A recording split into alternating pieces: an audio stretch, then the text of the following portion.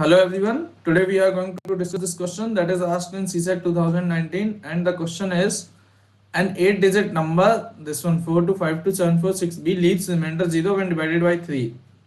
How many values of b are possible? Divisibility rule का बहुत simple question है.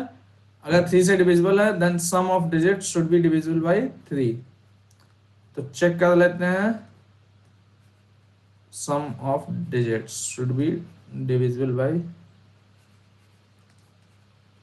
3. Sum of digits कितना है? 4 to 6, 4 plus 2 plus 5 plus 2 plus 7 plus 4 plus 6 plus b.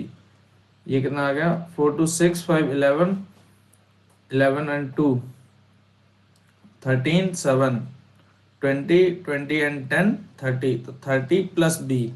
अब b की values क्या हो सकती हैं? b कैन बी 0, क्योंकि 0 होगा तो b ये 30 रहेगा. सम विच इज डिविजिबल बाय 3. अब इसमें 3 इंक्रीज कर दो, 0 3 6 9.